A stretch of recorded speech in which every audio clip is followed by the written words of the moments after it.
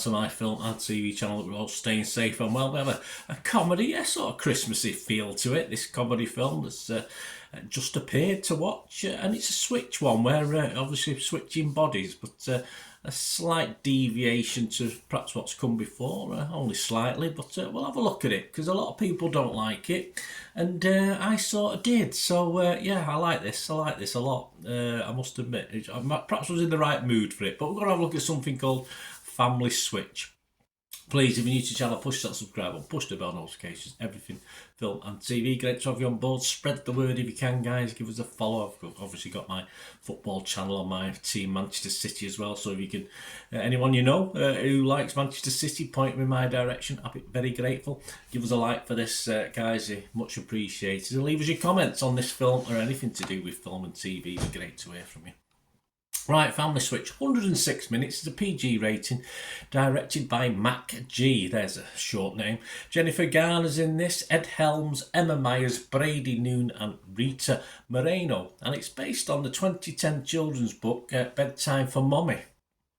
That's what you call them in America. It's Mum and Mam here in the UK, by Amy Krauss Rosenthal. What's it about? Well, the Walkers are a family of five. Mom, Jess, Dad, Bill and 16-year-old daughter Cece.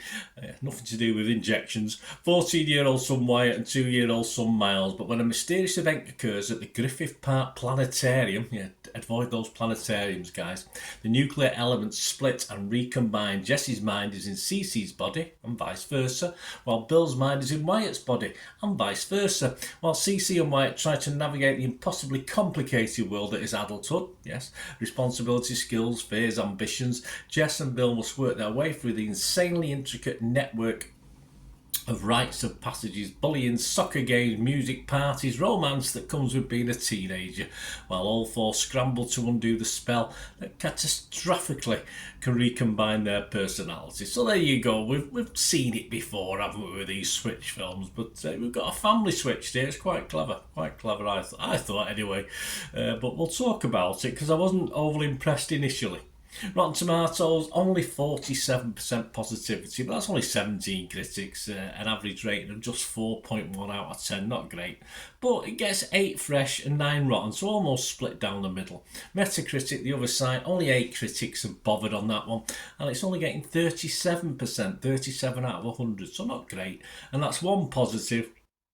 4 mixed, I'll take that as a plus, and 3 negative. Rotten Tomatoes audience, they're a lot better. I don't know how many, I don't think there's that many. 51% positivity, 3.1 out of 5, so yeah, that's 6.2 out of 10, that'll do me. And Metacritic users again, only 8 of them, 6 out of 10.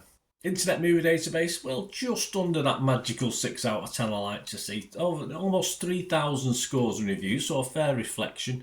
5.8 out of 10, so for me, that means it's not a total disaster, so that's why I watched it. And here's my thoughts on it. There's genuinely, in this, moments that made me smile. Quite a few moments.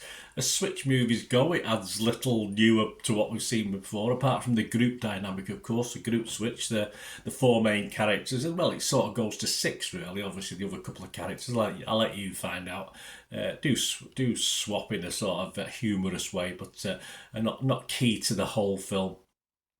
And the scattergun approach sort of works with all these characters, and the actors' chemistry, I thought, although it started a bit stutteringly for me, I thought the first 10 or 15 minutes, if I wasn't reviewing it, I might have turned it off. It did start a little bit to stutter, but then when the switch happened, it just sort of works. The chemistry between the characters works far better when they're switched. Of course, it becomes all as you'd expect with this sort of family film, nicey at the end. But yeah, I just like it. I just liked it. It's corny, of course it's corny. Yes, it's samey to what we've seen before.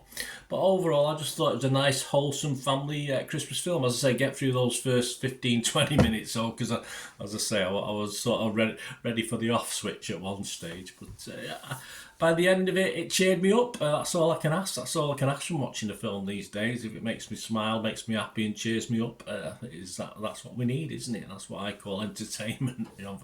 For this sort of film. Of course, when I'm watching a more serious film, I don't expect to be cheered up. I just expect to find it interesting. But with this, yes, it did what it says. It's a comedy, and it did make me smile and laugh out loud a couple of times as well. So what more can we ask? Merry Christmas, I say, even though it's not a definite nailed on Christmas film, it does fall into that category. If you watch it, you'll find out why.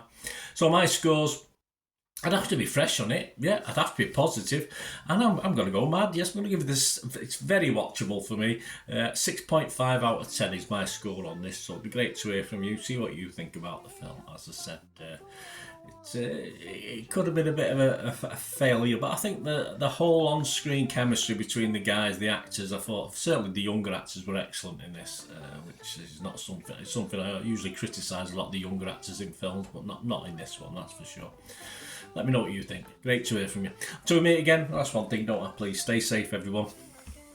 Bye for now.